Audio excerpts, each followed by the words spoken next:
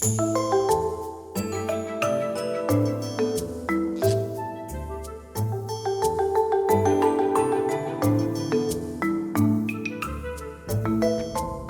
everyone, I'm Chris Archabault with the Porter Law Firm, and I'm here today trading in my law degree for the lab coat to talk to you about the different type of meetings for your association. So it's important that you as a board member understand the different types of meetings that you have available to conduct business. You have member meetings, board meetings, and sometimes town hall meetings. Now, a member meeting is primarily used for your annual meeting, but every now and then you might have a need for a special member meeting. Usually this is going to be reserved for instances where the association may need to increase its special assessments, or the association is looking at amending its governing documents. A member meeting is primarily going to be used anytime the association has to go to the members for a vote. A board meeting is for the transaction of business. It is going to be called by the board of directors, and that is where the association is going to be conducting its business. Now, depending on your governing documents, you may have board meetings once a month, or once a quarter, or maybe once a year. That decision can largely be made by you as the board in terms of what best fits your association's needs. One of the meetings that is constantly overlooked is the town hall meeting. Town hall meetings aren't really that formal. There's no meeting minute requirement. There's no notice requirement. Town hall meetings are really for the board of directors to reach out to the homeowners and find out what's going on in the community. Now, what about community surveys? A survey is a great way to get some feedback from homeowners on various topics. Depending on the meeting you want to have, now the question is, how are we going to conduct the meeting? Is it going to be in person or electronic?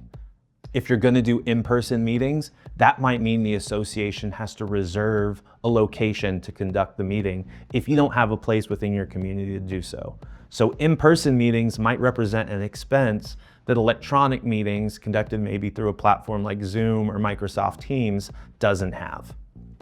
Regardless of what type of meeting you're having, a successful meeting starts with the preparation, the drafting of the agenda.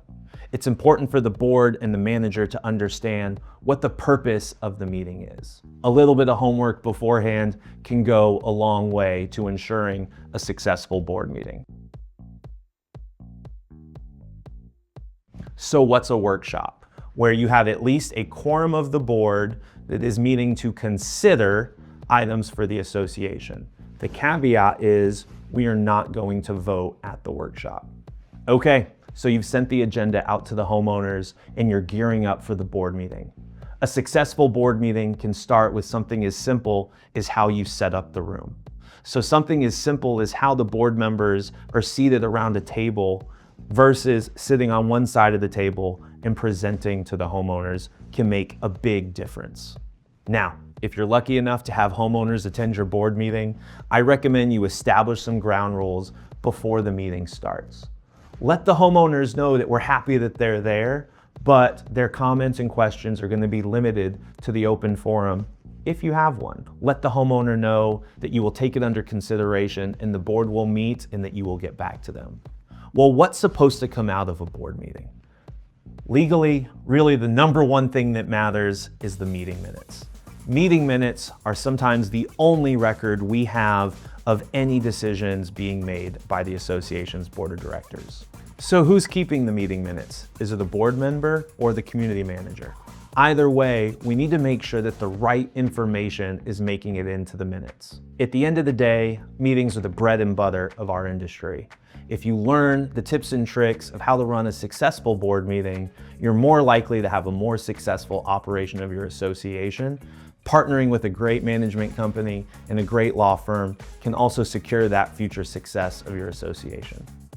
Again, I'm Chris Archabault with the Porter Law Firm. Thank you for taking the time to educate yourself about board meetings and how it can be successful in your community.